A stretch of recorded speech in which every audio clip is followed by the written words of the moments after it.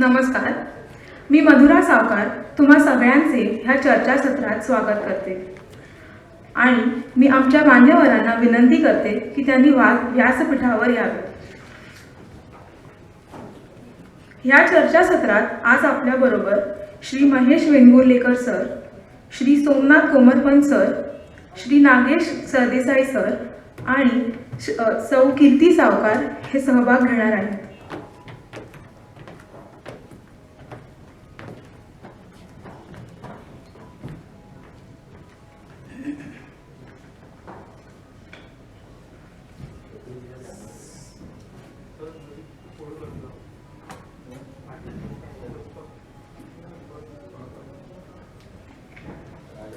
ज्येष्ठ आणि श्रेष्ठ जलरंग चित्रकार प्राध्यापक प्रल्हाद अनंत धोंड यांच्या 111व्या वाढदिवस जयंतीनिमित्त धवल रेषा रंगसांगाती, institute Menezes Braganza, Goa college of art आणि गोवा मराठी अकादमी यांच्या संयुक्त विद्यमाने धवल रेषा हे दुर्मिळ चित्रांचे प्रदर्शन भरवण्यात आले आहे. ह्या प्रदर्शनाचे उद्घाटन ज्येष्ठ चित्रकार प्राध्यापक लक्ष्मण पै यांच्या हस्ते 11 नोव्हेंबर रोजी झाले. या 111व्या जयंतीचा भाग म्हणून आजचे हे चर्चासत्र आयोजित करण्यात आले आहे, ज्याच्यात त्यांच्या आयुष्यावर व त्यांच्या कामावर प्रकाश टाकण्यात येईल. आता मी ह्या चर्चासत्राचे सूत्र श्री नागेश सरदेसाई सर यांच्याकडे देते. आज आम्ही प्रल्हाद अनंत धोंड हांचे एक्झिबिशन तिसऱ्या दिसाचेर पाविल्लें आसा आनी हांगा चर्चासत्र आमी ऑर्गनायज केल्लें आसा. इतल्याच खातीर की आमचे ऑडियन्सांक, आमच्या आर्ट लवर्सांक आनी जनरल जे स्पेक्टेटर्स आसात तांकां जी कला आवडटा तांकां प्रल्हाद अनंत धोंड हे कितें व्यक्तिमत्व हें कळपाचें गरज आसा. कारण 100 वर्सां जालीं तांकां, 100 वयर, आनीक गोंयांत म्हाका दिसता तांच्या बद्दल म्हायती खूब कमी आसा. अनफॉर्च्युनेटली ते कोंकणांतले आसून सुद्दां आनी गोंयांत तांणी अनेकदां एक्झिबिशन्स घालून सुद्दां 2दा तरी घालां हें म्हाका याद आसा. जाल्यार आमकां ताचे बद्दल म्हायती खूब कमी आसा आनी ही म्हायती लोकां मेरेन पावची आनी एक वेगळे एंगल तुमच्या मुखार मांडचें, जें आमकां पेपरांनी वाचूंक मेळटा किंवा डॉक्युमेंटरीजान पळोवंक मेळटा, हें वेगळें आसा. आज जे आमचे पॅनलाचेर आसात ते वेगळेच व्यक्तिमत्व आसा. महेश वेंगुर्लेकर सर जे गोवा कॉलेज ऑफ आर्टाचे प्रिंसिपल आसा, ते आर्टाच्या नदरेन आमकां सांगूंक शकतले, आर्टाच्या नदरेन आमकां प्रल्हाद अनंत धोंड हें कितें आशिल्लें हें सांगूंक शकतले. मुख्यतः तांणी तांचे बरोबर काम केलां आनी तांचे बरोबर कंटिन्युअस ते क्लोज रिलेशनशीप आशिल्लें तांचें. त्यामुळे तांकां प्रल्हाद अनंत धोंड हे प्रोफेसर म्हूण कशें आशिल्ले हेंय ते आमकां सांगूंक शकतले. ताजे उपरांत कोमरपंत सर आसा जे साहित्यीक आसात आनीक प्रल्हाद अनंत धोंड हे फक्त कलाकारूच नाशिल्ले, म्हणजे चित्रांचे कलाकार नाशिल्ले पण शब्दाचे कलाकार आशिल्ले. तांणी एक फामाद असो बूक बरयला रापण, आनी ते रापण ह्या बुकाक महाराष्ट्र स्टेट अवॉर्ड मेळिल्लो आसा. It is the most prestigious award for साहित्य. आनी एक कलाकारान साहित्य करप आनी ताका प्रायज मेळप हें म्हाका दिसता मोठी गोश्ट आसा. ते कोमरपंत सर आमचे ताजे बद्दल बरे तरेन आमकां सांगूंक शकतले. आनीक आमच्या मदीं आसा कीर्तीबाई सावकार, जी प्रल्हाद अनंत धोंडांची नात आसा आनीक ती जितलें तांच्या बद्दल सांगूंक शकतले म्हाका दिसता आमच्या मदले कोणूच सांगूंक शकचे ना किंवा जाणूंक शकचे ना. सो तिजे कडल्यानूय आमकां इनपुट्स मेळटे. ताजें लायफ कशें आशिल्लें, क्लोज अप म्हणटात तशें, ताजी पर्सनॅलिटी कितें आशिल्ली, जी जगाक वेगळी आसतली किंवा घरान वेगळी आसता पण तशी नाशिल्ली अशी म्हाका दिसता. ती आमकां ते सांगूंक शकतले. सो सुरवेक हांव आमचे कोमरपंत सरांक विचारपाक की तुमी साहित्य हें आमी साहित्य पयलीं कित्याक घेता, आमकां ऑलरेडी तांची कला हांगा दिश्टी पडटा. कदाचित तांचें साहित्य चड जाणांनी वाचूना आसतलें. रापण हें हांवेंच बिट्स एंड पिसीजान वाचलां. म्हजो मित्र आसा हांगा सज्जन, ताणें म्हाका सांगलें हें वाच रे, आनी म्हजो आनी एक सोयरो आसा दत्तराम म्हणून, ताणें सांगलें हो पोर्शन वाच रे. सो तशे तरेन हांवें रापण म्हणटा तें अनुभवलां. ताजे वयर म्हाका कांयच खबर ना. तुमी बरे तरेन सांगूंक शकतले एज अ साहित्यीक. तसं पाहायला गेलं ना तर हा कलाप्रेमीसाठी अनौपचारिक अशा प्रकारचा हृदयसंवाद आहे. त्यामुळे आपल्याला मोकळेपणाने प्राध्यापक प्रल्हाद अनंत धोंड सर यांच्या व्यक्तिमत्वाविषयी आणि कलाविश्वाविषयी बोलायला भरपूर वाव आहे. सुदैवाने आपण म्हटल्याप्रमाणे आपण सगळे धोंड सरांचे प्रेमी आहोत. त्यांच्या आप्तही आहेत आणि त्यांनी केलेल्या कर्तृत्वामुळे आम्ही जवळ आलेले आम्ही आप्तच आहोत. त्यामुळे हा आप्तांचा मेळावा आहे. आणि मला वाटतं केवळ मराठी साहित्य विश्वापुरतं आणि मराठी साहित्य जगतातील चित्रविश्वापुरते ते मर्यादित नाही. ते व्यक्तिमत्व फार सर्वदूर पर्यंत गेलेलं आहे. चित्रकला ही अशी कला आहे की तिचं आवाहन हे वैश्विक आवाहन असतं. भाषेमधले बंध काही कारणामुळे दूर किंवा जवळ जाऊ शकतात आणि त्याच्यामुळे दुरावा होऊ शकतो. पण चित्रकला, संगीत, नाट्य हे सर्वांना अधिक जवळ आणणार आहे. आणि प्रल्हाद अनंत धोंड यांच्या व्यक्तिमत्वामध्ये असे काही रंग मिसळलेले आहेत. तर मला प्रथमतः असं सांगायला पाहिजे की हे रंगक्षितिज आमच्या कवेत मावणार नाही. मी फक्त एका दृष्टिकोनातून त्यांच्या व्यक्तिमत्वाकडे पाहणार आहे. त्यांनी आयुष्याच्या 71व्या वर्षी त्यांनीच घडवलेल्या विद्यार्थ्यांमधले पण जे जाणकार असे चित्रकार आणि कला समीक्षक आपण जाणता की प्राध्यापक संभाजी कदम म्हणजे एका दृष्टीने त्यांच्या पुत्रासमान असलेले, त्यांच्या सांगण्यानुसार, विनंतीनुसार ते लिहायला बसले. तोपर्यंत साहित्याचं माध्यम हे आपलं माध्यम आहे असं तेव्हा त्यांना वाटलं नव्हतं. पण मराठीतल्या साहित्य व्यवहारापाशी पासून ते तसे फटकून नव्हते. ते ज्या ज्यावेळी विद्वानाबरोबर बसत होते त्यावेळी साहित्यातील आणि कलेतील अत्याधुनिक प्रवाहांविषयी बोलल्या वाचून पुढे जाता येत नव्हतं. कारण ज्या काळात चित्रकलेमध्ये नवीन प्रवाह आणि अंतप्रवाह येत होते त्यावेळी जगातील एकूण राजकीय, सामाजिक स्थित्यंतर, शिक्षणामुळे जो एक समाज ढवळून निघालेला होता आणि त्याच्यातून जो एक आधुनिकतावाद आलेला होता, मॉडर्निझम ज्याला आपण म्हणतो, त्यामुळे यथार्थवाद हा थोडासा बाजूला पडलेला होता आणि प्रयोगशीलतेची नवी गरज निर्माण झालेली होती. तत्पूर्वी धोंड सरांकडे जे कला महाविद्यालयाचं अधिष्ठाता म्हणून ते पद आलेलं होतं, जे सर्वसामान्यपणे म्हणजे सॉलोमन हे त्यांचे जे पूर्वकालीन जे डीन अधिष्ठाता होऊन गेले आणि सॉलोमनच्या एकूण मार्गदर्शनाखाली धोंड सरांचं व्यक्तिमत्व घडलं. पण सुरुवात तेथून झाली नाही. सुरुवात त्यांची मालवणला पेडणेकर मास्तर हा एक त्यांचा, ज्याला आपण काय म्हणूया, ते त्यांच्या आयुष्यातलं आदिपर्व होतं आणि ते किती आदिपर्व प्रभावी होतं हे रापणमधून आपल्याला पाहायला मिळतं. एकीकडे परंपरा आणि सॉलोमनच्या एकूण नव्या म्हणजे पाश्चात्य एक विचार प्रणाली म्हणा, कलाशैली म्हणा, तिचा प्रभाव म्हणजे परंपरा आणि नवता यांच्या संगमनातून प्रल्हाद धोंडे यांचं व्यक्तिमत्व उदयाला, त्याच्यातून पहिल्यापासून त्यांच्या व्यक्तिमत्वामध्ये एक प्रकारचा उबदारपणा, नव्या प्रवाहाला आत्मसात करण्याची एक स्वागतशील वृत्ती त्यांच्यामध्ये दिसून येते.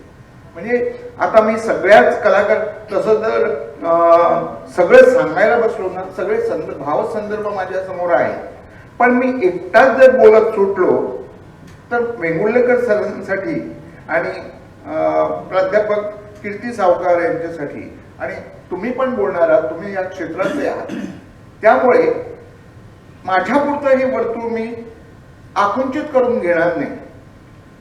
ही मला संक्षेपाने या ठिकाणी असं सांगायचं आहे, रापण ही एक रंगलेली रंगमैफल आहे आणि अशा प्रकारच्या अनौपचारिक गप्पांना धोंड सर काय म्हणत होते माहित आहे? धुरांडे म्हणत होते. पण हे धुरांडे डोळ्यामध्ये असं धूर फेकणार किंवा आपलं जे भावना पटल किंवा विचार विश्व धूरयुक्त करणारं नसून त्या निरभ्र आकाशामध्ये आपल्या परीने ते वर जात होतं. हे प्रकाशमान लहरीत जाग्या करणारं ते धुरांड होतं. त्याच्यामध्ये अनेक गोष्टी, त्याच्यामध्ये वृत्ती गांभीर्य आहे, त्याच्यामध्ये नर्मविनोद आहे, त्याच्यामध्ये जे जे कला महाविद्यालयाचा प्रदीर्घ असा कालपट आहे. म्हणजे पहा, मला वाटतं 1957 मध्ये जे जे कला महाविद्यालयाने शतक पूर्ण केलं, म्हणजे 1.5 शतकाहून अधिक मोठा प्रदीर्घ कालखंड त्या कला विश्वाने घडवलेला आहे आणि भारतीय कीर्तीचे फार मोठे चित्रकार तिथे होऊन गेले आहेत. त्यांची नावं म्हणजे नंतरच्या विवेचनामध्ये मी तुम्ही मला वाटतं प्रत्येकाला प्रश्न विचारून हे करणार आहात, कारण सलग एकट्याने बोलत राहण्यापेक्षा संवादामधून हे आपण पूर्ण करूया. तर हे सगळं रापणमधलं जे ही रंगलेली मैफल अनुभवताना मला फक्त आल्हाद होत नाही, तर मी त्यांच्या नावावर कोटी करण्यासाठी म्हणून म्हणत नाही, प्रल्हाद होतो, अधिक आल्हाद होतो. कारण आत्मचरित्र हा वाङ्मय प्रकार आपल्या अनुभूतीचा प्रांजळ आणि पारदर्शक असा आविष्कार जर मानलं तर त्या आत्म्याचं दर्शन या आत्मचरित्रामध्ये घडतं. म्हणून हे आत्मदर्शन म्हणजे सेल्फ, एका बाजूला सेल्फ स्वदर्शन आहे आणि दुसरीकडे आत्मा म्हणजे आपला सोल, सेल्फ आणि सोल अशा प्रकारचा एक आहे. ओघावर आपण नंतर बोलूच. हा एक प्रारंभ आहे असं मानतो. सुतोवाच केलेला आहे.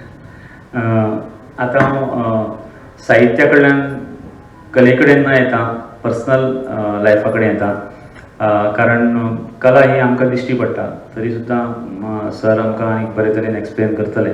पूण तांचें पर्सनल लायफ कशें आशिल्लें, इनिशियल तुमी तांचे बरोबर जे ल्हानपणांत दीस काडले ते कशें आशिल्ले, एज अ ह्युमन बींग कशें आशिल्लें, as a writer, as a painter is a different matter, पण एज अ ह्युमन बींग, कारण ताजे वयल्यान तांची कला तयार जाता. मागीर बेसिकली त्यांच्याबद्दल उलोवपाचे झाले तर एकदम राजा माणूस, अगदी आलेल्या गेल्यांचं आदरातिथ्य करण्यापासून सकाळचा नेहमी चहा आणि भाजी आवर्जून ते करायचे. अगदी मला वाटतं till his 80s also I remember the morning tea was always his, because use to get up quite early.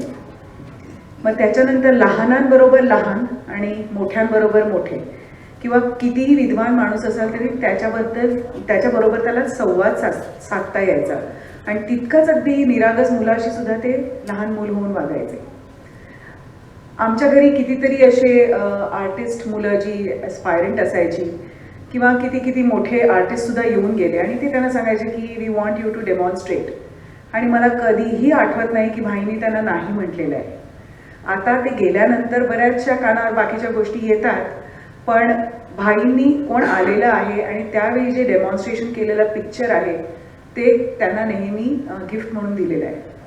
मग असंच ओघाओघाने कधीतरी बोलताना हेब्बर काका जे आमचे शेजारी होते, K Hebbar, again a noted artist, तेव्हा ते त्यांना म्हणाले की भाई तुम्ही जी पेंटिंग्स लोकांना फुकट वाटतात, you are devaluing yourself. So every time you have to keep a price for whatever you give. So ते म्हणाले the price that I get is the smile on the face of the people who receive it. So असा तो माणूस होता. आमच्या घरी we never had a lock door syndrome म्हणतात तसे मुलांना जो असतो आता, की आई वडील दोघेही नोकरी करणारे, आई घरी असायची, आजोबा घरी असायचे, दोघेही अगदी पाकशास्त्रात प्रावीण्य, घरात नेहमी अगदी हलकं फुलकं वातावरण. भाईंचं नेरेटिव्ह म्हणजे असं असायचं ना की साध्या साध्या गोष्टीसुद्धा ते सांगताना इतकी सुंदर करून सांगायचे की आम्ही लहान असताना आम्हाला त्याच्यातलं काही कळत नव्हतं, पण आम्ही त्यांच्या गप्पात बसायचो.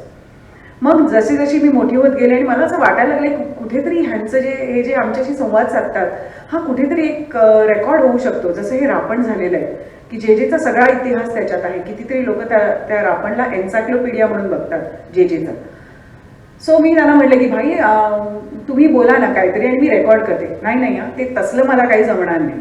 तू रेकॉर्डिंग आणि आणणार असेल तर मला ते नाही जमणार, मी कॉन्शियस होतो. मग कितीदा तरी आम्ही असा प्रयत्न केला की ते गप्पाच्या ओघात असताना हळूच बाहेर जायचं, कुठे चाललीस बस. सो ते काही कधी साध्य झालं नाही. त्यांच्या आयुष्यात त्यांचं प्रिन्सिपल एकच होतं की live for the moment. We were from a typical middle class family. आर्टिस्टना तेव्हा काही मोठेसे पगार नव्हते, ते रिटायर झाल्यानंतर. पण पहिलं पेन्शन पडलं की ते आम्हाला टॅक्सीत घालून फिरायला न्यायचं आणि भाईंबरोबर जाणं म्हणजे मग जहांगीरच्या सॅमोहरमध्ये खिमा समोसा वगैरे अशा बऱ्याचशा गोष्टी बाकीच्या व्हायच्या. आणि आम्ही म्हणायचो भाई 10 रुपये झाले, मीटरकडे कधी बघायचं नाही. तुम्ही आता प्रवासाला निघालाय ना, you enjoy the breeze, you enjoy the scenery, you enjoy the people around, but don't look at the meter. असे आमचे भाई होते. मर्यादित तशें नाशिल्ले, उमेदीचे अशे मनीस. सर तुमकां विचारता की तुम्ही म्हणले होलिस्टीक अप्रोच, तुम्ही म्हणले होलिस्टीक अप्रोच आर्टान आसपाक जाय. पयर इनॉग्रेशनाच्या टायमार तुमकां हातून दिश्टी पडटा. म्हणजे होलिस्टीक अप्रोच म्हणल्यार कसो आसपाक जाय? नमस्कार. ज्यावेळेला मला इथं बोललं पाहिजे हे सांगितलं गेलं, बोललं पाहिजे असं सांगितलं गेलं, त्या दिवसापासून मी विचार करतच आहे. आणि अजूनही me let me tell you very frankly काही गोष्टींबाबत निर्णयाप्रत येऊ शकलेलो नाही आहे. चित्रकाराविषयी बोलणं, त्यांची पर्सनॅलिटी उलगडून सांगणं हा एक भाग असतो आणि तो कदाचित सरांना त्यांच्या ताकदीनुसार व्यवस्थित करता येतो. आता चित्रांविषयी बोलणं म्हणजे जरी मी आज प्राचार्य पदाला असलो तरी कोणीही आर्टिस्ट असेना, सुरुवातीच्या काळात उमेदवारीत असलेल्या आर्टिस्टपासून ते प्रथितयश आणि मास्टर्सपर्यंतच्या कोणाच्याही पेंटिंगविषयी बोलणं हे खूपच मोठं काम असतं. हे शिवधनुष्य पेरल्यासारखं असतं ते. म्हणून मी परवा ही जी पेंटिंग्स बघितली आणि ती पाहिल्याच्या नंतर मला वाटतं सहज तोंडात येऊन गेलं की ह्या 70 कविता आहेत असं मी सहज बोलून गेलो. कारण ते सहज नव्हतं आलेलं. आज मी तशी तयारी करून आलेलं नाही, तर पॉइंट वगैरे नाही, पण थोडी कातरणं आहेत समोर. तर का म्हटलं मी तसं, हे थोडंसं मी तुमच्याकडे शेअर करतो. कारण मी ज्या वेळेला हे सगळं लँडस्केप आपण पण बघता, आम्हाला वाटतं इथं कलेतले अनेक विद्यार्थी आहेत, प्राध्यापक मंडळी पण आहेत. आपण ज्या वेळेला लँडस्केप्स किंवा ह्या अशा गोष्टी बघत असतो त्यावेळेला बघणं हे वेगवेगळ्या अँगलने असतं. ते दृष्टिकोन वेगवेगळा ठेवलेला असतो. सर्वसामान्यांसाठी ते एक असतं, कलाकारांसाठी ते अनेक वेगळं असतं. तर खरं कुठलं मी थोडासा मागे जायला लागलो. म्हटलं आपलं बघणं हे कशासाठी, ते चित्रकार स्वतः काय होते त्यावेळेला, त्या क्षणाला, हे का बघू नये, ते आजमावून का घेऊ नये. म्हणून मी धोंड सरांच्या अंतर्मनात जाण्याचा प्रयत्न करत होतो. सर मी धाडसानं बोलतो थोडंसं, का त्यांच्या अंतर्मनात जाणं आणि ह्या ज्या सगळ्या कलाकृती समोर आहेत, मी कविता म्हटल्या, चित्र आहेत, ते लँडस्केप आहेत, वॉटर कलर्स त्यांचे आहेत, हे काम मी जरासं हातात घेतलं आणि ते करताना खूप ताण आला मनावरती. तर काय होतं हे, म्हणून ज्यावेळेला मी बघायला लागलो, अरे त्यावेळेला मला अनेक साहित्यिकांची, कवींची आणि अनेकांची उदाहरणं समोर यायला लागली. पहिल्या प्रथम समोर उदाहरण आलं ते आरती प्रभूंचं. का कोणास ठाऊक, आरती प्रभू त्यांच्या मैफलीत यायचे, बरोबर आहे. आणि त्याने ते नाटकं पण बसवलेली आहेत. पसंत चावते यायची. एक्झॅक्टली. श्रीधा पेडसे यायची. हो. तर मला ही नावं यायला लागली. मला इंदिरा संत आठवल्या, मला आत्ताच्या अनुजा जोशी पण आठवल्या. कारण त्याने परवाच एक कविता मी कदाचित वाचेन पण ती तुमच्यासाठी. तर हे कवी मला आठवायला लागले. आणि त्याची कारण अशी होती की कवी ज्या पद्धतीनं कविता जन्माला घालतो ते, आणि तसंच काहीस चित्रकार हे चित्र जन्माला घालत असतो. तिथं बॅकफूट नसतं. कवींचं पण टलाट आणि यमक जुळवणं हे काव्य नसतं. असेल कदाचित फॉर सम रिझन्स. परंतु उत्स्फूर्त कविता म्हणून ज्या वेळेला आमच्या वाट्याला ती येते, आणि त्यावेळेला अनेक अशा कविता आहेत, आरती प्रभूंच्या आहेत, ती येते आणि जाते, येताना कळ्या आणीते आणि जाताना फुलं मागते, अशा प्रकारचं एक आत्व काव्य त्यांचं आहे. ते कले संदर्भातलं आणि निर्मिती संदर्भातलं काव्य आहे. इतर अनेक काव्य आहेत. इंदिरा संतांच्याच अशा काही कविता आहेत. पावसाच्या संदर्भातली एक कविता आहे की ते पावसाचं स्वरूप ती सांगते, तू धिंगाणा घालत असं येऊ नको, कारण तू तसा जर आलास तर माझं हे होणार, माझ्या मुलीसाठीचं ते तसं होणार, अशा काहीशा भावना घेऊन ती कविता जन्माला येते. इंदिरा संतांच्या बरोबर इतर अनेक कवयित्री आहेत, कवी आहेत. आरती प्रभू तर एका कवितेत सांगतात की ह्या माझ्या कवितेच्या वाटेला जाऊ नका तुम्ही. तेवढं हे धाडस आपणच केलेली कविता, आणि त्या कवितेच्या संदर्भात ते स्वतःहून तुम्हाला सांगतात. कारण मी वाचून दाखवू का त्याच्यातली दोन काय म्हणूया कवनं. कारण एक चित्रकार ज्या वेळेला सांगतो, ह्या माझ्या चित्राकडे तुम्ही बघताना खबरदार, तुम्ही उगाच कुठे त्याचे भाव आणि हे गंगोरे शोधू नका, पण you got to be discipline.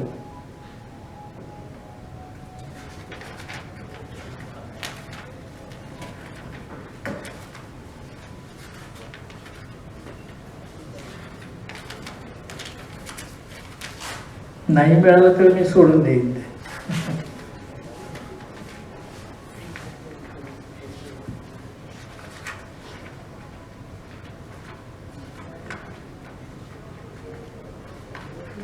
त्यांचं नंतर, परंतु आता मी जे बोललो इंदिरा संतांची कविता, निसर्गाकडे पाहून धोंड सरांना काहीशा अशात संवेदना जाणवल्या असतील. ते पावसाशी म्हणा किंवा निसर्गाशी ते बोलले पण असतील. अशा प्रकारचं इंदिरा संतांची ही कविता मला का कोणास ठाऊक पण ती आठवली, ती इथं आठवली आणि ती मी आज मुद्दाम घेऊन आलो. थोडीशीच वाचतो मी.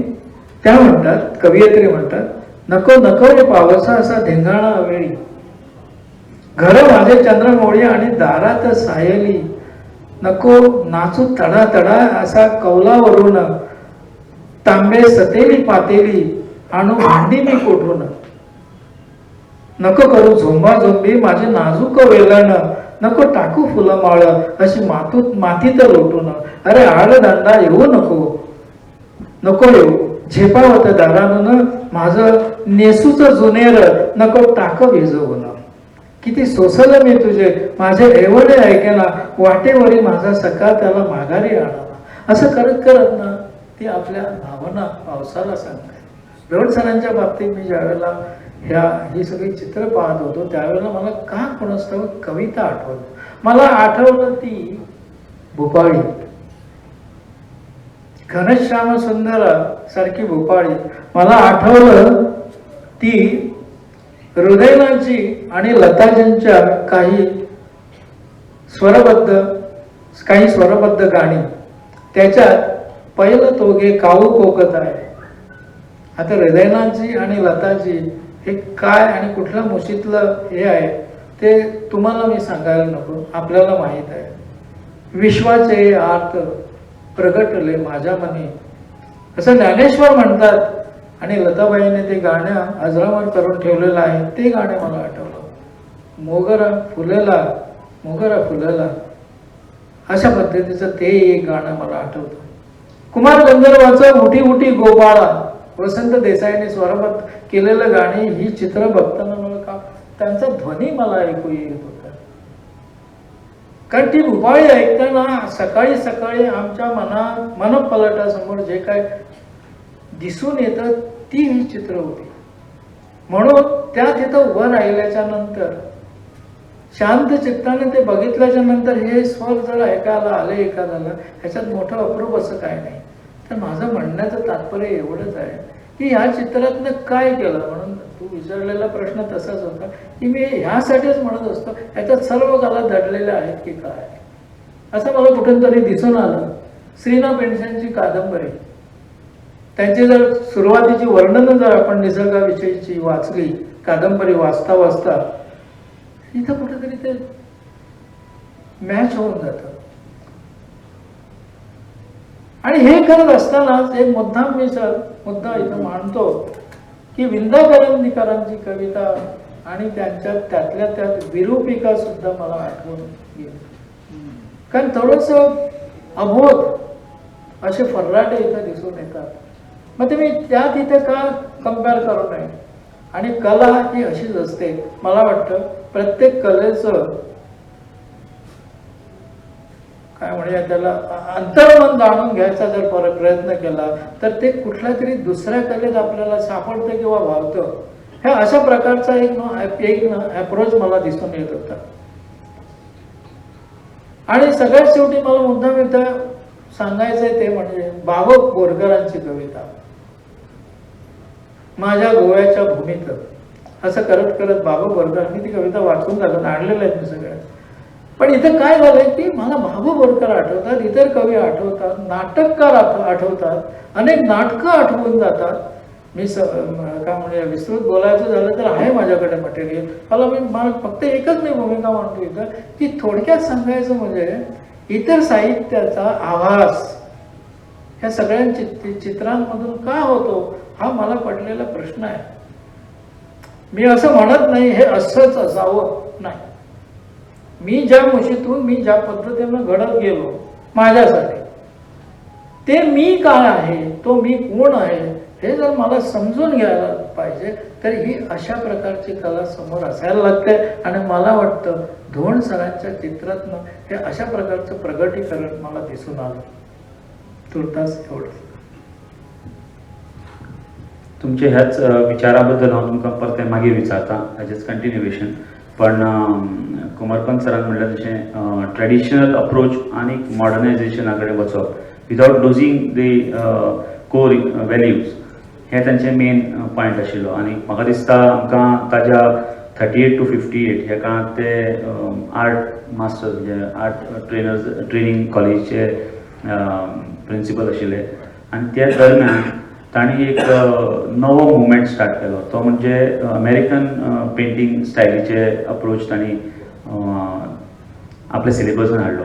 आनी एक म्हणल्यार जे वाचनान येता ते म्हणजे सायकोलॉजी. बीएडाक सायकोलॉजी जाय पडटा तशीच आर्ट मास्टर्साकूय सायकोलॉजी जाय पडटा हे ते वेळाचेर तांकां तो विचार आयलो. सो म्हाका दिसता दॅट इटसेल्फ शोज की तो ट्रेडिशनल अप्रोच आनी मॉडर्नायझेशन कशें मिक्स करप आनी मुखार आमी कशें वचूं शकता अशें दाखयलें. ताच्या बद्दल थोडें तुमी सांगूंक शकता. तुम्ही विचारलेल्या या प्रश्नाचं उत्तर मी विश्लेषणाच्या अंगाने न जाता संश्लेषणाच्या सिंथेटिकली मी सांगतो. तर तत्पूर्वी वेंगुर्लेकर सरांच्या एकाच म्हणजे त्यांच्या एकूण बोलण्यानंतर ढोण सरांच्या एकूण या चित्रामधून जे एक नादविश्व जे जागं होतं त्या संबंधी एक माझं एक थंब इम्प्रेशन सांगतो आणि तुमच्या याच्याकडे वळतो. तर त्यांनी असं म्हटलेलं आहे की त्या काळामध्ये नाचणे भाजून शाई करणं आणि बोरू तासून त्याचं टोक तिरकस कापणं आणि त्याला फट पाडणं ही केवढी प्रचंड कला होती. आता लेखन आणि चित्रकला या दोघांना जोडणारं हे सूत्र म्हणून त्याचा मी अगोदर उल्लेख करतो.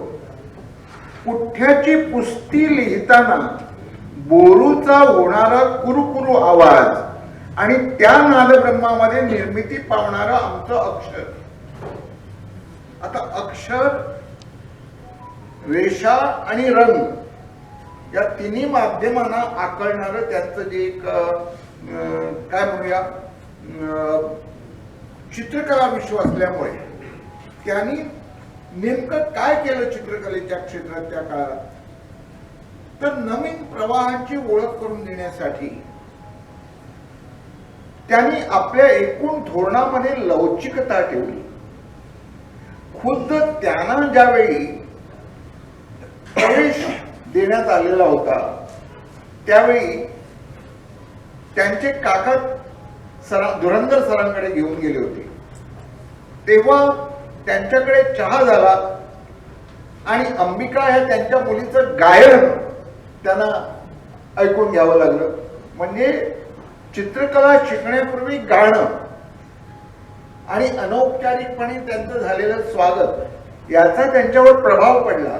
म्हणजे दोन माध्यमांची ओळख त्यांना चित्रकलेची संथा मिळण्यापूर्वी गाण्याची संथा मिळाली. आता हे कसं झालं पहा पुढे, त्यांना SSC झाल्यानंतर म्हणजे SSC न होता सुद्धा चित्रकलेच्या पहिल्या वर्षाला प्रवेश घेता येत होता आणि हे तर SSC पास होऊन गेले. तर त्यांना एकदम दुसऱ्या वर्षाला बसवलं तिथं आणि तुम्हाला श्रीपाद दामोदर सातोळेकर वेदमूर्ती सावंतवाडीचे मूळचे त्यांच्या मुलाला आणि ते पुढे जे स्कूल ऑफ आर्टचे डीन झाले माधव सातोळेकर, त्यांना तर एकदम चौथ्या वर्षाला बसवलं होतं. म्हणजे चित्रकलेच्या क्षेत्रात श्रेणीने पुढे न जाता त्यांनी कला कशी काय अवगत केलेली आहे ते पाहून त्यांना प्रवेश दिला जात होता. म्हणून ढोण सरांनी पहिल्यांदा कृत्रिम भिंती मोडून टाकल्या. त्यांच्या वर्गामध्ये फक्त त्यांच्याच वर्गातली मुलं न येता इतर विषयाची मुलं म्हणजे चित्रकलेमध्ये ज्या अनेक शाखा असतात त्या शाखा उपशाखांचे विद्यार्थी तिथं येऊन बसायचे. या भिंती त्यांनी मोडून टाकल्या पहिल्यांदा. त्याच्यानंतर आणखी एक त्यांनी केलं की ते प्रशासकही होते, प्राध्यापकही होते आणि त्यांना प्रमोशनही मिळाली. पण या सर्वांपेक्षा त्यांनी स्वतः या आत्मचरित्रामध्ये लिहिलेलं आहे, मला सर म्हणण्यापेक्षा, प्राध्यापक म्हणण्यापेक्षा, अधिष्ठाता म्हणण्यापेक्षा मला ढोण मास्तर ही उपाधी फार आवडते.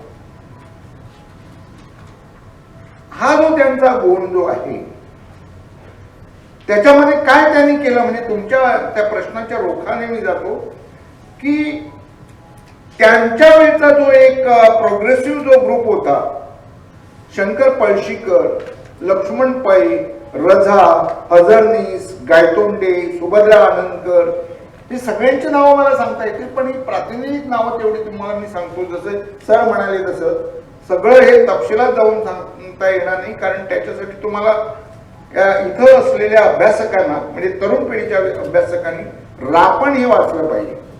जसं त्यांची चित्रकला जशी समजून घ्यावी लागेल त्याप्रमाणे हे सुद्धा चित्रकलेच्या भाषेतले हे मास्टर स्ट्रोक्स आहेत. मास्टर स्ट्रोक्स आहेत आणि त्याची एक दोन उदाहरणं पण तुम्हाला मी देईन. पण तत्पूर्वी युरोपियन पद्धतीचं नुसतंच अनुकरण न करता आजच्या आधुनिक तंत्रात बसेल अशा प्रकारची भारतीय चित्रशैली निर्माण करायला पाहिजे याचं भान त्यांनी आणि समकालीन चित्रकारांनी ठेवलं. आणि मला वाटतं त्या दृष्टीने त्यांनी वापरलेला मी शब्द सांगतो की जे स्कूल मधला त्यांचा जो कालखंड जो होता ऊर्जितावस्थेला आलेला हा भारतीय चित्रकलेतला पुनरुत्थान काल होता. रिज्युविनेशन काय असतं माहितीये का की रिवायवल मध्ये फक्त पुनरुज्जीवन असतं आणि पुनरुत्थान उत्थान या शब्दामध्ये नव्या मूल्यांचा स्वीकार असतो, रिनोव्हेटेड व्ह्यू असतो. आणि हे जे एक नवतेचा स्वीकार तो आंधळेपणाने केलेला नसून डोळस परिशीलनानंतर भोवतालचं वास्तव जाणून घेऊन केलेला तो स्वीकार असतो. आंधळेपणाने स्वीकार जर केला तर आपण फक्त अनुकरणाच्याच कक्षेत राहतो. त्यांनी पुढे म्हटलेलं आहे, त्या प्रत्येक आराबद्दल लिहिलेलं आहे, अनेक आपले प्रफुल्ला डहाणूकरांबद्दल लिहिलेलं आहे, त्या आडारकरांबद्दल लिहिलेलं आहे. त्यांच्याविषयी त्यांचे कडाक्याचे असे वाद होत होते. म्हणजे खरं म्हणजे जे स्कूल ऑफ आर्ट हे केवळ संवादाचं क्षेत्र नव्हतं, म्हणजे विचारांचं कुरुक्षेत्र सुद्धा होतं. पण नंतर त्याचा शेवट खेळीमेळीच्या वातावरणामध्ये होत होता, तो विचारासाठी विरोध होता. आणि त्या काळामध्ये तुम्हाला सांगतो, म्हणजे मी इथं थांबणार आहे, विस्ताराने सांगणार नाही कारण पुन्हा त्यांच्यासाठी वाव पाहिजे. तर खंडालावाला आणि मुल्कराज आनंद एरवी साहित्य क्षेत्रात, पण मुल्कराज आनंदांनी म्हणजे त्यांचं एक पुस्तक सुद्धा मी वाचलेलं आहे, Rabindra is art and painting म्हणून मुल्कराज आनंदने पुस्तक लिहिलेले, छोटेखानी रवींद्रनाथांच्या. चित्रकलेबरोबरच sculpture and architecture of India म्हणून त्यांचं पुस्तक आहे खंडालावाला. म्हणजे शिल्पकला, वास्तुकला आणि चित्रकला यांचा असलेला अनुबंध त्या ठिकाणी त्यांनी अधोरेखित केलेला आहे. अमृता शेरगिल या नवतेचा पुरस्कार करणाऱ्या चित्रकर्तीचा त्यांच्यावरील ग्रंथ त्यांनी लिहिलेला आहे. त्यांना जेव्हा बक्षीस मिळालं तेव्हा मोठा वाद झाला. त्या नव्या प्रयोगशील चित्रकर्तीला तुम्ही पारितोषिक दिलं आणि पारंपरिक यथार्थवादी चित्र काढणाऱ्याला मात्र बाजूला ठेवलं, तेव्हा वाद झाला होता. पण हे सगळं तेव्हा हवं होतं. पण समांतर प्रक्रियेने अहिवासींनी एक नवा, त्याही काळामध्ये कांगरा राजस्थानी पद्धतीचा ती पण नामशेष झालेली नाही, तो प्रवाह त्यांनी रुजवण्याचा प्रयत्न केलेला होता. या दोन्ही प्रकारच्या म्हणजे तारतम्याने स्वीकार हा जे स्कूल ऑफ आर्ट मध्ये जात म्हणजे तिथं होता. आणि त्या हिरवळीवर ही खास म्हणजे यांनीच सांगितलेली आठवण आहे. त्या काळामध्ये विचारवंतांची व्याख्याने त्यांनी तिथं त्या हिरवळीवर जजेस करून हे केली. म्हणजे इंटरॅक्शन होणं हे महत्वाचं आहे. आणि हे इंटरॅक्शन फक्त चित्रकलेच्या क्षेत्रातलं नाही, विचारांचं क्षेत्र जे प्रगत होत चाललेलं आहे त्याचा सुद्धा चित्रकारांना त्याचा इन्सेंटिव्ह मिळावा ही सुद्धा त्यांची भूमिका होती. मला वाटतं मी इथं थांबलेलं बरं. पण तत्पूर्वी त्यांच्या मास्टर स्ट्रोकचं एक उदाहरण म्हणून इथं मी सांगतो, कारण नंतर माझ्या ते विस्मृतीत जाईल. एकच उदाहरण देतो जे तुम्ही कवितेच्या जवळ आलेलं होतं. पेडणेकर मास्तराबद्दल त्यांनी सविस्तर लिहिलेलं आहे, ते तुम्ही वाचाच. पेडणेकर मास्तर 10-11 वर्षापूर्वी दिवंगत झाले. त्यांनी पैसा मिळवला नाही आणि कीर्तीही मिळवली नाही. ते एक मॉडेस्ट मेरिट होते. काही फुले रानात उमलतात, सुगंध देतात आणि तिथल्या तिथे कोमेजून जातात. हे एखाद्या कविमनाने टिपलेलं चित्र नव्हे का?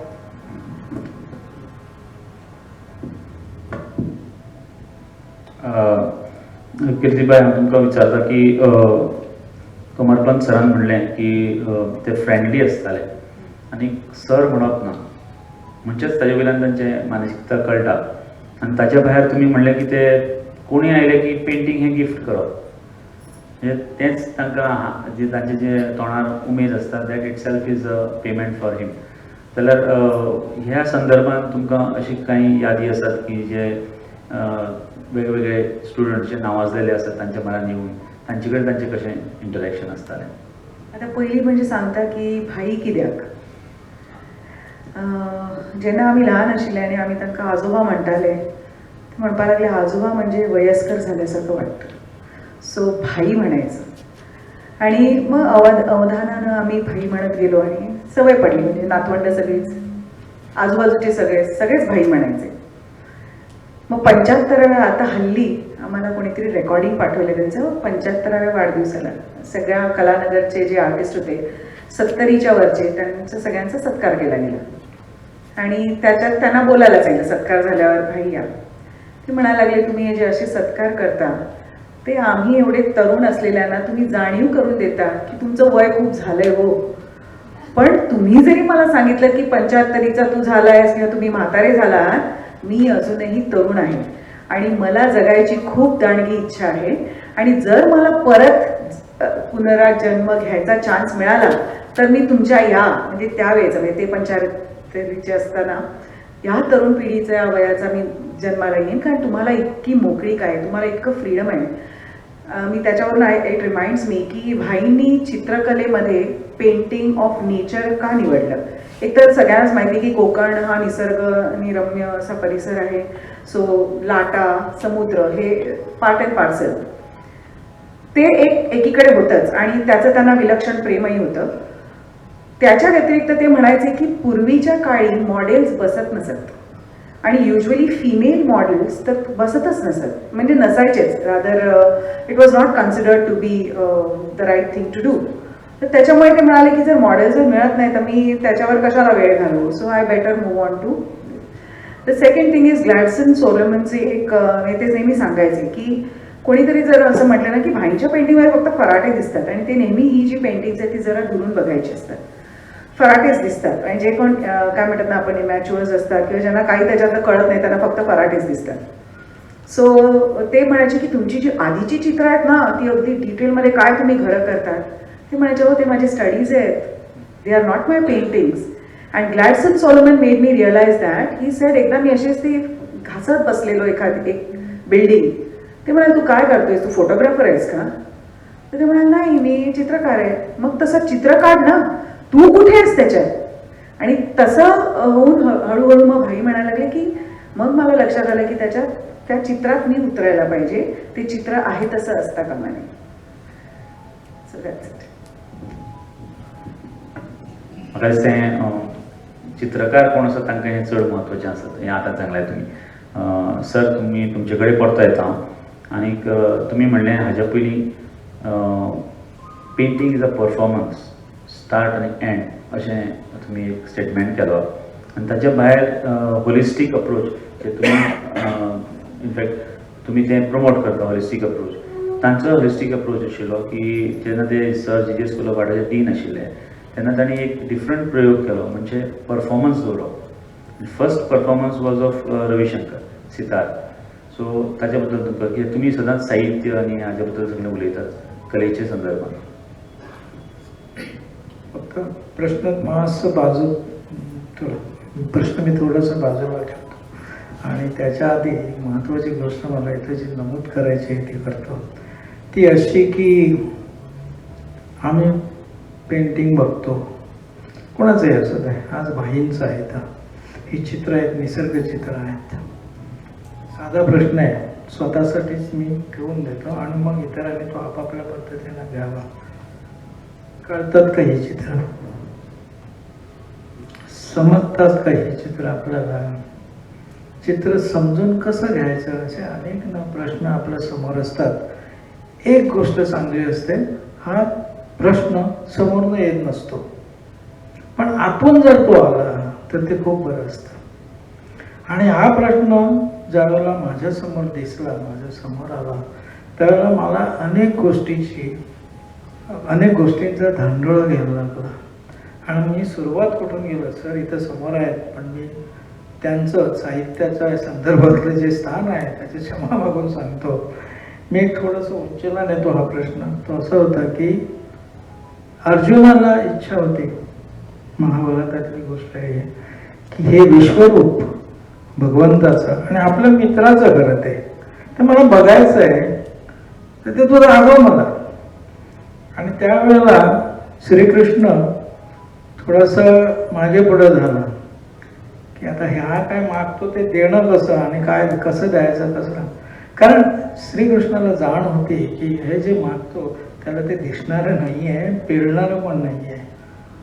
मग त्याने कदाचित त्यांच्या आंतरचक्षु आपल्या ह्याला डोक्यावर हात ठेवून म्हणा किंवा कुठल्याही परिस्थितीने म्हणा, ते म्हणाला ठीक आहे तू इथं असं ये. आणि त्याने त्याच्यावरती ते हात ठेवला किंवा डोळ्यांना हात लावला, आता बघतो, आता तुला मी दिसेन. आणि त्याच्यानंतर भगवंताचं जे विश्वरूप विराट दर्शन होतं ते म्हणे अर्जुनाला दिसून आलं.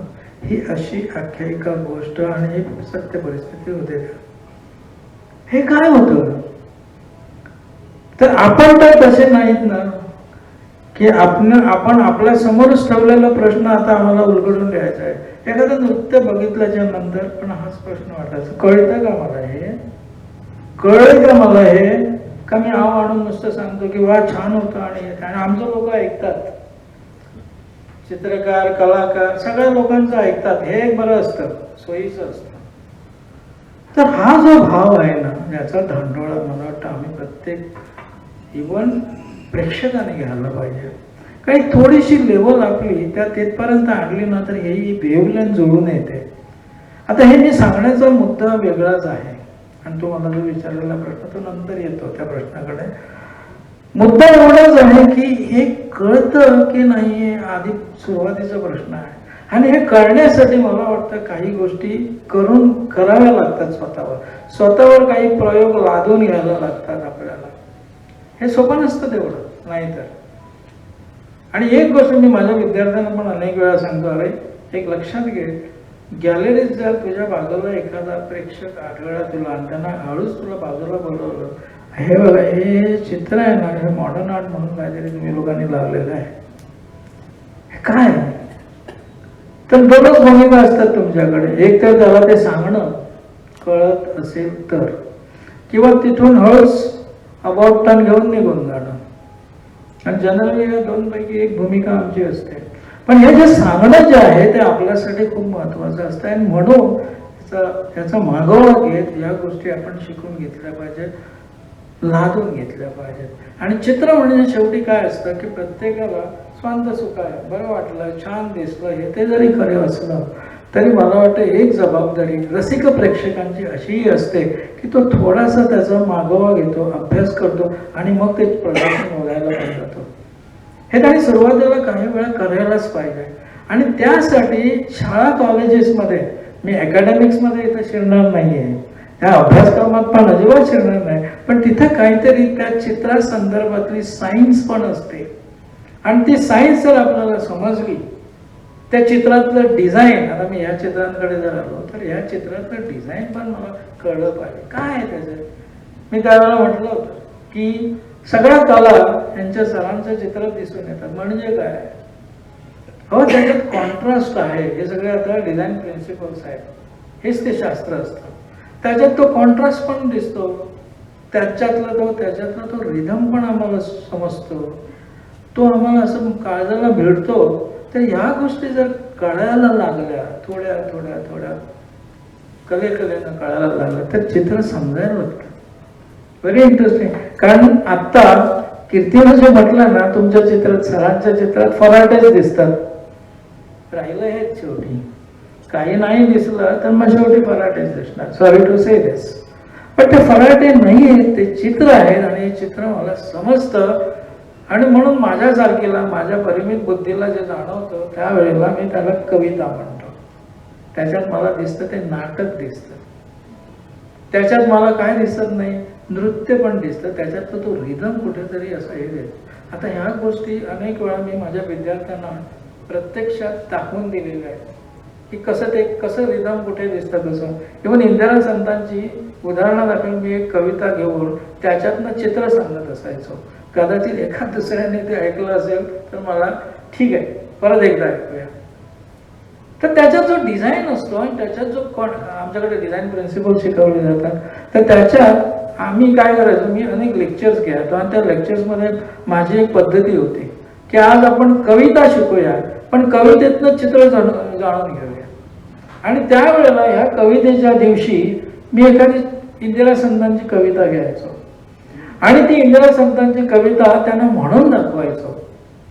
आणि ती म्हणून दाखवल्याच्या नंतर त्याच्यात जो design principle, hidden design principle असायचा तो मी त्यांना थोडासा उलगडून दाखवायचा. आणि मग तो विद्यार्थी सांगत सर हे चित्र आता मला कळलं थोडंसं, तर ते मी म्हणून दाखवेन तुम्हाला थोडंसं.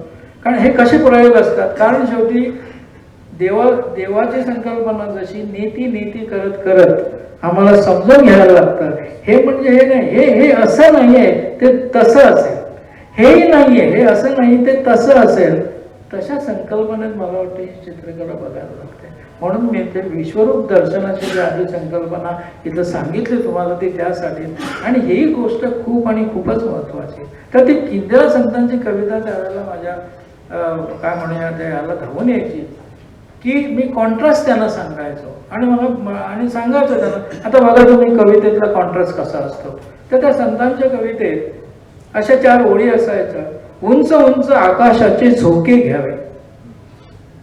झुला काहीतरी कविता आहे ती, झुला आपल्याला माहित आहे.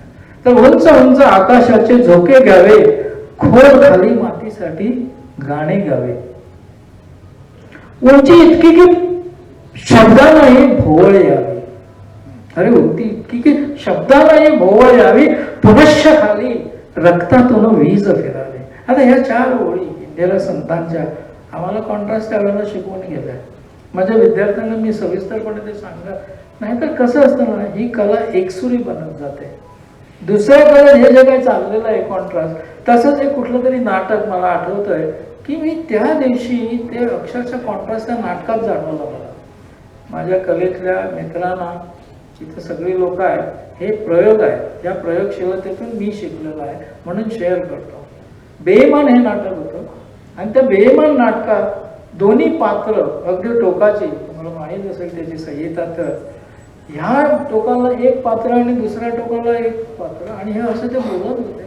अरे म्हटलं चाललंय काय हे, 2 टोकाला. जनरली कसं असतं नाटकात आपण उभा राहिल्याच्या नंतर एकमेकाच्या बाजूला राहून सुद्धा ते शांतपणे बोलता येतं. नाही, भांडणच होती पात्र. त्याच्यात तसंच एक टेन्शन आहे.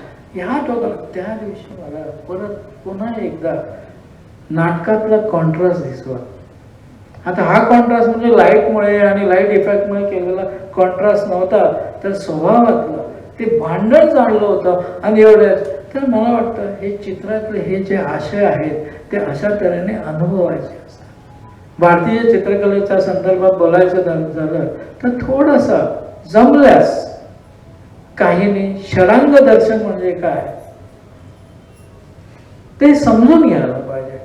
कारण हे नुसतंच नाही तर कसं होतं माहिती आहे, डोळे असून आणाळ. मला इथं कोणालाही हिणवायचं नाही. शेवटी कला ही काय असते, कानाला चांगलं वाटलं तेही छान गाणंच असतं आणि ते चुकीचं नाही आहे. कारण एखाद्याचं मन ते समरस होऊन ऐकत असतं, त्यालाही ते कळतंच. एवढं उगाच का नाही ते कानसेन म्हटलेलं आहे, तर आम्हाला ते कळायला लागतं. पण ते गाणं जेव्हा अशा पद्धतीनं आमच्या समोर यायला लागतं, तर इथं कुठेतरी तुम्ही आता सर शब्द दिला मला, तिथं तो नाद ऐकायला येतो. आणि हा जर आम्हाला नाद ऐकणं शक्य असेल तर मला वाटतं कुठेतरी आमची सुद्धा एक थोडीशी तपश्चर्या त्यात इथं आढळून येईल. तर हे जे समजून घेणं जे आहे ते एकसुरीपणाचं नसावं, हा एक नुसतं. आणि आज हे धोड सरांच्या चित्रातून मला जे काय अनुभवता आलं त्यामुळे मी हे इथं बोलतो. याने म्हटलं आपल्या नागेशने की अनेक वेळा मी याचा पुरस्कार करत असतो की चित्रकला ही एकसुरी नसावी किंवा कुठलीही कला ही एकसुरी नसावी. त्याच्या सगळ्या कलेच्या अंगाने त्याच्यात आम्हाला समरस होता आलं पाहिजे. आणि त्या रंगाने जर अनुभवलं तर ते चित्र, नाहीतर ते कसं होतं माहिती आहे, इट्स ओके फाईन, जे काहीतरी समोर आलं आणि आम्ही काहीतरी बघितलं आणि मग आमची डिग्री जी असते ना ती कामाला येते, कारण आम्हाला कोणी हे करत नाही हो, आमचं ऐकतात लोक. Anyway, on this note I think I would wind up with this aspect of it. तुझ्या प्रश्नाचं मी तसं उत्तर नाही दिलं, पण एक थोडंसं कडेकडेनं मी गेलेलो आहे. Clear झालें points. कुमारपंत सरान म्हणलें की सर जे स्कूल ऑफ आर्टान विचारांचे क्षेत्र जाताले, तातूंत भितर नंतर ते एकत्र येताले, कारण फक्त विचारांचो मतभेद आसतालो, पर्सनल मतभेद नासतालो. तशेंच म्हाका दिसता आमी जेन्ना पेंटींग पळोवपाक रावतात, हांव कॉमन मनशाचें म्हणटा, नॉट ट्रेन्ड आर्टिस्ट, तेय एक कुरुक्षेत्रांत आसता, कारण ताका तें समजता समजना असो प्रश्न आसता. जाल्यार कुमारपंत सर, कन्क्लुजनाक, this is the concluding part, जाल्यार तुमकां हे चित्रां बद्दल आनी तांच्या बद्दल कितें दिसता? चित्रांतल्यान मला असं वाटतं एकूण या चित्रामध्ये दिसणारा माणूस आणि त्यांच्या लेखनामध्ये दिसणारा माणूस, तो चिंतनशीलतेचा धागा तोच आहे. सुरुवातीला त्यांनी पुस्तकामध्ये म्हटलेलं आहे की बाहेरचं कलाविश्व जाणून घेताना मी जो निसर्ग पचवलेला आहे, रिचवलेला आहे, जो मालवणचा निसर्ग मी पाहिला, तिथला समुद्र किनारा न्याहाळला, तिथलं सौंदर्य पिऊन घेतलं, ते मी रंगातून का ओतू नये असा त्यांच्या मनामध्ये विचार आला. आता हे करत असताना समरसतेतून रसमयतेकडे जाण्याचा हा त्यांचा मार्ग आहे. आणि त्यासाठी अगोदर काय असावं लागतं? अगोदर ज्याला आकलन, दुसरी पायरी मर्मदृष्टी म्हणजे इन्साइट, आणि मर्मदृष्टी पुरत नाही, शेवटचा टप्पा असतो तो अंतर्दृष्टीचा. ही अंतर्दृष्टी समोर दिसते आणि अंतर्दृष्टीतून येते ती नवी सृष्टी, अभिनव सृष्टी. निसर्गातूनच आलेलं हे निसर्गाचं प्रतिरूप आहे, हे खऱ्याहून अधिक खरं आहे. म्हणजे जेव्हा वसंतराव कानेटकर ऐतिहासिक नाटकं लिहित होते तेव्हा त्याच्यामध्ये सण सणावळी नसायची. सण सणावळ्या सोडून त्याच्यातला माणूस तेवढा खरा असायचा. म्हणजे हे सगळं रंगद्रव्य किंवा हे सगळे सृष्टीचे रंग त्यांनी जे शोषून घेतलेले आहेत त्याची पुनरावृत्ती नाही, पुनर्निर्मिती करताना त्यांच्या व्यक्तिमत्वाचे विरोधनी रंग त्याच्यामध्ये मिसळलेले आहेत. या ठिकाणी मला भारतातले प्रख्यात विचारवंत आणि तत्वज्ञ राष्ट्रपती डॉक्टर सर्वपल्ली राधाकृष्णन यांच्या शब्दांनी समारोप करावासा वाटतो. त्यांनी काय म्हटलेलं आहे? कवी म्हणजे संस्कृती, म्हणजे संस्कृती रूपी समुद्रातलंच पाणी, विशाल सागरातलं पाणी लहान बालक शिंपल्याने किंवा एखाद्या कुठल्याही भांड्याने काठावर आणतात आणि त्याच्यावर लहान लहान वाळूमध्ये किल्ले वगैरे निर्माण करतात. त्याप्रमाणे ही कवी, चित्रकार, मूर्तिकार, शिल्पकार हे त्या परमेश्वराने निर्माण केलेल्या सृष्टीची बालक आहे. आणि हे जे प्रतिरूप जे आहे तर त्या मुख्य रूपाचीच रूपकळा घेऊन ते आलेली असतात. आणि प्रत्येकाचं असं युनिक पर्सनॅलिटी ज्याला आपण म्हणतो ना, ती युनिक पर्सनॅलिटी, त्याचं व्यक्तिमत्वाचं वेगळेपण. नाहीतर सगळ्यांची, आता व्हॅन गॉगची चित्र, पॉल क्लेची चित्र तर एकमेकांची, म्हणजे व्हॅन गॉगने जी शेवटी सूर्यफुलांची जी सृष्टी निर्माण केली आणि त्यांना आवडणारा जो पिवळा रंग तो धमक पिवळा नव्हता, तो त्यांच्या व्यक्तिमत्वाचा रंग त्याच्यामध्ये त्यांनी मिसळलेला होता. आता सगळ्यांनीच जर वैभवची शैली उतरली तर सगळे काही वैभव होणार नाही. वैभव एखादाच असतो, पिकासो एखादाच असतो. तसेच निसर्ग चित्र म्हटलं की दोन जणांची आठवण व्हावी, हे त्यांचं अनोखेपण आहे. आणि ते अनोखेपण त्यांच्या व्यक्तिमत्वाची समग्रता मला त्याच्यात दिसते. आणि त्या समग्रतेचेच काही ज्याला आपण काय म्हणूया नर्मविनोदी स्वभाव, वृत्ती गांभीर्य, म्हणजे नर्मविनोदाची कितीतरी उदाहरणं, पण तशा प्रकारची एक विनोदाची मैफल रंगवणं हा या परिसंवादाचा हा उद्देश नाही. गांभीर्याने जीवनाकडे पाहण्याचा, कला साधनेकडे पाहण्याचा, उद्युक्त करण्याचा आणि नवी पिढी समोर आहे त्यांच्या समोर एक त्यांच्या 111व्या जयंतीच्या निमित्ताने एका तपस्वी कलावंताच्या रूपाने खडतर परिस्थितीमध्ये, मी असं म्हणेन अभावात्मक परिस्थितीमध्ये 1.5 वर्षाचं असताना पितृसुखापासून वंचित होणं याच्यासारखं दुसरं दुःख नाही. येथून सुरुवात केलेला माणूस मालवणहून टोपीवाला हायस्कूल मध्ये शिकतो. मी त्यांच्या वैयक्तिक जीवनाकडे येतो, म्हणजे त्यांचे आप्त असताना सुद्धा मी पुन्हा त्यांच्या कला साधनेचा त्यांनी आढावा घेतला. पुस्तकातून दिसणारं रूप दिसलं. आता आपण त्यांच्या जीवनाच्या प्रवासाच्या एका टप्प्यापर्यंत जे येतो तेव्हा मला असं म्हणावंसं वाटतं, तेथून ते टोपीवाला हायस्कूलमध्ये पेडणेकर मास्तर त्यांना भेटतात. तेथून ते रामोहन हायस्कूलमध्ये जातात. रामोहन हायस्कूल संबंधी त्यांनी जे कृतज्ञतेचे उद्गार काढलेले आहेत, मी सगळी ती टिपणं वगैरे ठेवलेली आहेत, पण ती आता उद्धृत करत नाही. आणि त्या मुंबईच्या शाळेने त्यांना घडवलं आणि तेथून मुंबईच्या या महाकाय महानगरामध्ये जे स्कूल ऑफ आर्ट मध्ये ते शिकले. आणि ज्यावेळी त्यांची म्हणजे 1 वर्ष त्यांनी मिलिटरी याच्यामध्ये पुण्याला स्कूलमध्ये शिकवलं आणि बाबूराव जगताप वगैरे होते. 1 वर्षाचा अनुभव, म्हणजे पहिला बळी देवाला म्हणतात तसं त्यांनी आपल्या कला साधनेचं पहिलं पर्व हे पुण्यनगरीला अर्पण केलं. आणि त्या माणसाची निवड जेव्हा झाली त्यावेळी जुल्फिकार भुट्टोचे वडील सर नवाज भुट्टो सुद्धा तिथं होते इंटरव्ह्यूला, ते पॅनल मध्ये, आणि त्यांची निवड झाली. म्हणजे अशी अनटोल्ड स्टोरी, ज्याला आपण बिटवीन लाईन्स अशा ज्या गोष्टी सांगितलेल्या आहेत त्या अतिशय महत्वाच्या आहेत. आणि हा सगळा इतिहास समजून घेऊन त्या मुंबईमध्ये त्यांनी स्वतःचं एक कलाविश्व निर्माण केलं आणि मित्रसंग्रह जो निर्माण केला तो त्याला सीमाच नाही.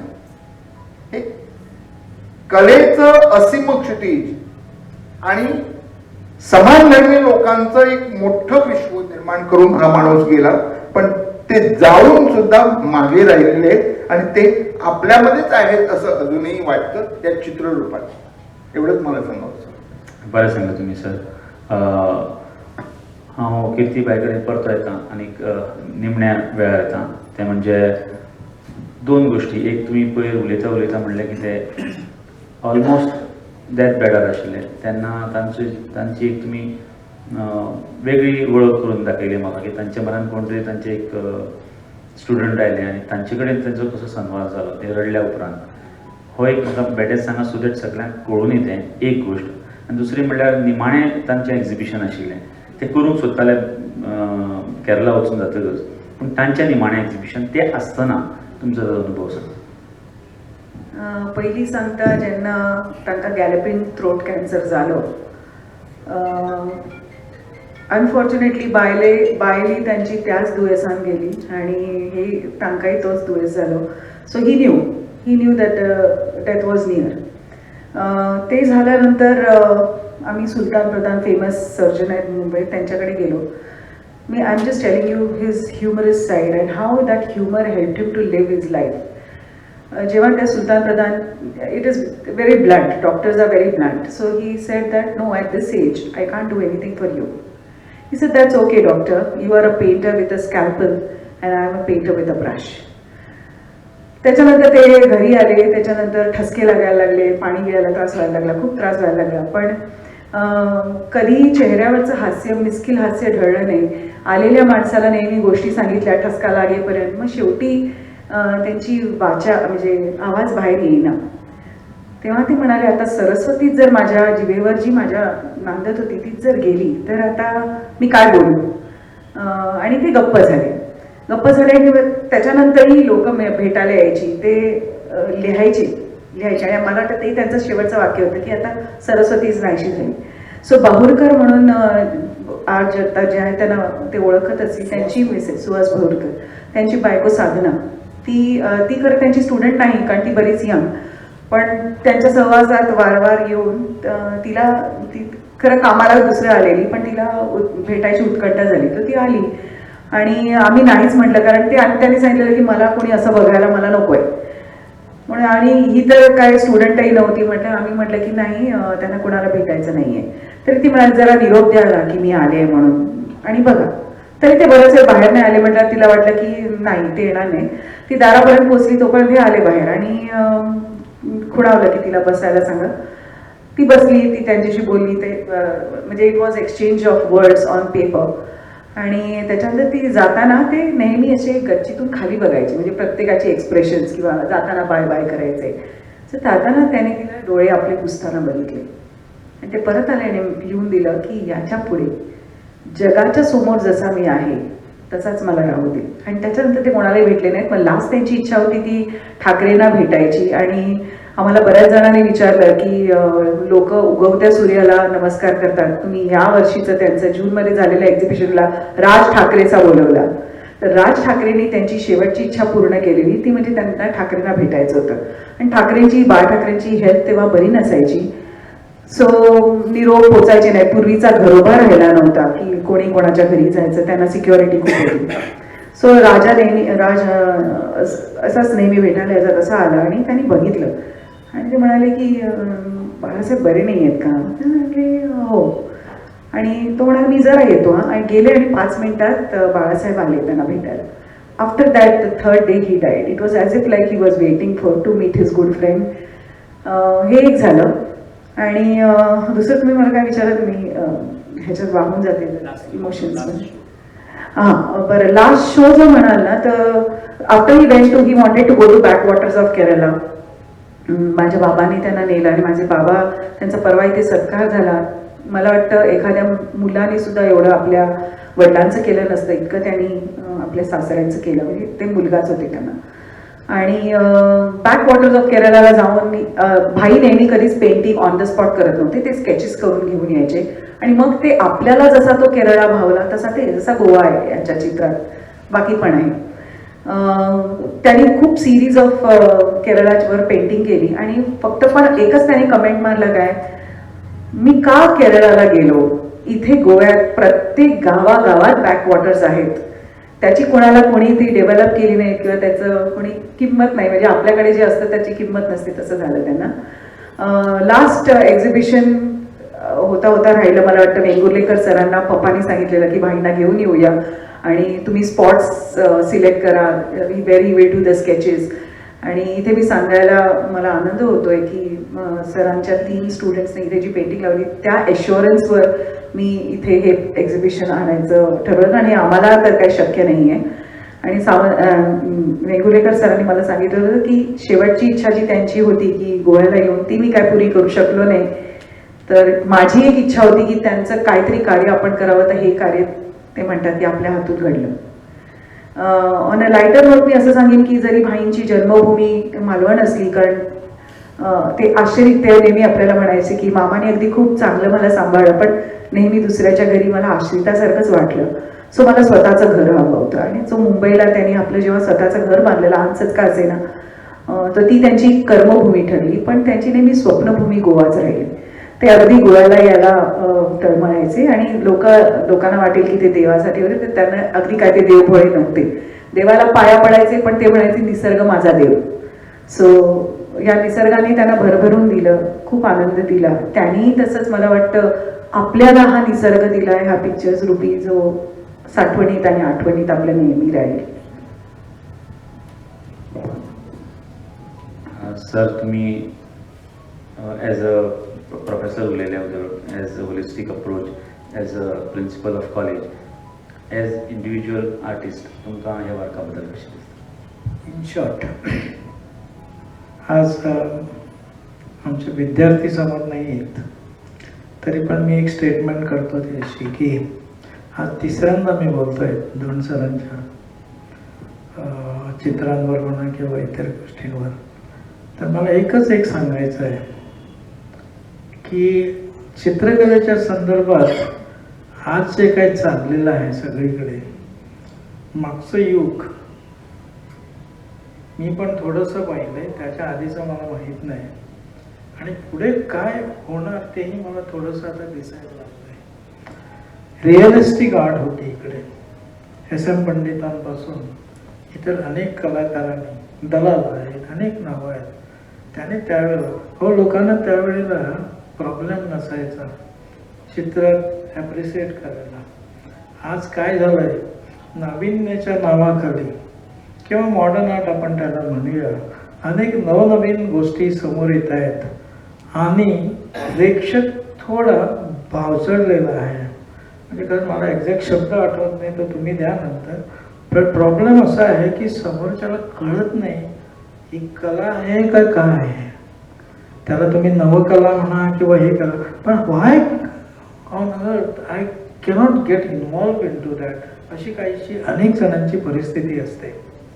आणि ह्याला उत्तर म्हणून मला वाटतं मी 2 लेवलला एक गोष्ट सांगेन की चित्रकला किंवा कुठलीही कला अनुभवताना आपण थोडंसं शिकलं पाहिजे. शिकलं म्हणजे काय, हातात पेंट आणि ब्रश घेणं म्हणत नाही मी, ते समजून घेतलं पाहिजे की, आणि चांगलं वाईट आपल्याला किमान इतरांना विचारून ठरवता आलं पाहिजे, हे एक झालं पाहिजे. दुसरी गोष्ट, आज बाहेर थोडंसं भीतीदायक वातावरण आहेच आहे. भीतीदायक वातावरण म्हणजे कसं की there is a pseudo different type of art, pseudo आर्टचं ब्रीड फोफावत आहे. नवीन काही रोग येत आहेत, सॉरी लिटल हार्श टुडे, की हे नवीन काय आता काय डेंगू आला, हे आला, ते आला, असले प्रकार सगळीकडे फोफावत आहेत आणि भीती वाटते. तसंच कला क्षेत्रात पण हा भीतीदायक प्रकार आहे. मला नाविन्याचं हे आहे असं नाही म्हणत मी, मला हे नवीन, जसं भाईने म्हटलं की नवीन तरुणाईत आपल्याला पुनर्जन्म घेऊन त्यांच्याबरोबर काम करायला आवडेल, याच मोडवरती तेच आहे, चांगलंच आहे, तेही असावं. इन्स्टॉलेशन आर्टला नुसते नाकं मोरडले म्हणून नाही होत, कारण इन्स्टॉलेशन आर्ट काय आहे, कशाशी करतात हे कळलं पाहिजे आपल्याला. आज जे फ्युजन सारख्या प्रकार संगीतात आहे, इतर अनेक ठिकाणी आहेत, ते प्रकार कुठल्या लेवलचे असावेत, फ्युजन हे कुठल्या कलाकाराने काय म्हणूया आचरणात आणावं, कोणी करावं, जो तो उठतो आज हल्ली फ्युजनच्या गोष्टी सांगायला लागतो. चित्रकलेत फ्युजन आहे, संगीत कलेत फ्युजन आहे, आणि प्रेक्षक खरं सांगतो तुम्हाला कठीण झालं त्याला, दुर्दैवानं तो सांगत नाही आपल्याला. तर माझं सांगण्याचं किंवा हा मुद्दा इथं उपस्थित करण्याचं एक कारण आहे, ते म्हणजे ही जी कला आज भाईंचे किंवा धोंड सरांचे हे जे लँडस्केप आहे, हे मला वाटतं त्यांच्या मृत्यूनंतर आज आम्हाला दिसून इथं गोव्यात आले. साधारणपणे मी कसं पुस्तकातनं आम्हाला ते अनेक वेळा प्रकट झालेले दिसले, पण हा जे अक्षरशः प्रत्यक्ष रूपात आम्ही बघतो. तर चांगली कला कुठली, त्यांचं लेवल काय आहे हे आपण मला वाटतं थोडंसं शोधून मग त्याला आपण भिडलं पाहिजे, समजून घेतलं पाहिजे. गाणं सुद्धा कानसेनचं ठीक आहे, हो आपल्याला कळतं, वा म्हटलं की संपतो विषय तिथे, पण आम्हाला ते समजून घेता आलं पाहिजे. एखादी ठुमरी, एखादी भैरवी, भोपाळी म्हणा किंवा काही, ती कानाला गोड वाटली म्हणून सगळं नसतं, पण त्याचं लिरिक्स म्हणा, ते स्वर म्हणा किंवा हे कुणाकडनं तरी जाणून घेऊन जर आपण ते परत एकदा आणि परत असं अनेक वेळा अनुभवलं तर ते समजतं. तर मी एक मुद्दा इथं मांडतोय तो असा की इथं वेळ आलेली आहे की चित्र सुद्धा समजून घेऊन त्याला भेटलं पाहिजे आपण. आणि मला वाटतं ह्या अशा कार्यक्रमाच्या निमित्तानं ते जर होत आहे आणि झालं तर मला वाटतं ह्या कार्यक्रमाचं अशा कार्यक्रमाचं फलित ते तेवढंच असेल, एवढंच बोलतो. Thank you, sir. I would like to conclude this without spending more time. The point is, as Sir Vengulekar sir said, that painting has to be painted, be straight. What Vengulekar sir is trying to say is that this is a very difficult form of art. Something that it does not mean abstract is not that the abstract is easy, but the point is we have to strengthen this point first to go ahead and then become abstract artist. That is what sir is trying to say, I believe. Then Komarpant sir also made a beautiful statement, but I would take just one point of it and say, he said that these paintings are like benchmark for others to follow. सारकें sir. आणि कीर्तीबाईन तशें म्हणलें आनी ताज्या हातूंतल्यान आमी conclude करुया की ते ह्युमरस मनीस आशिल्ले. म्हणजे लास्ट खिणाक सुद्दां तांच्या तोंडार रड नाशिल्ली आनी तांकां दुसऱ्यांनी रडचें अशें दिसनाशिल्लें, उमेदीन रावचें. That was his point. But most important point is positive approach. And because of his positive approach, we have been able to have this exhibition here on his 111th birth anniversary, and that is also, that falls on 11th November. This is 11/11, and fortunately we had this hall free for all 3 days beginning from 11th November. So I think this was a very divine positive approach, leads to some sort of a vibration. My mother is in a field in a sect called, I would call it sect called Brahma Kumari, and they call it vibrations and all that sort of things. She continuously tells me. So I think those vibrations, positive vibrations, have created this environment for this hall to be free, not just on 11th but all 4 days which we wanted. So this is a divine happening, and on this occasion I would say let God bless us all, the nature which don't sir like bless us all. And I would like to conclude. Thank you all for being here and enriching our program, because if you are not there we wouldn't be reached here. Thank you very much. Good evening.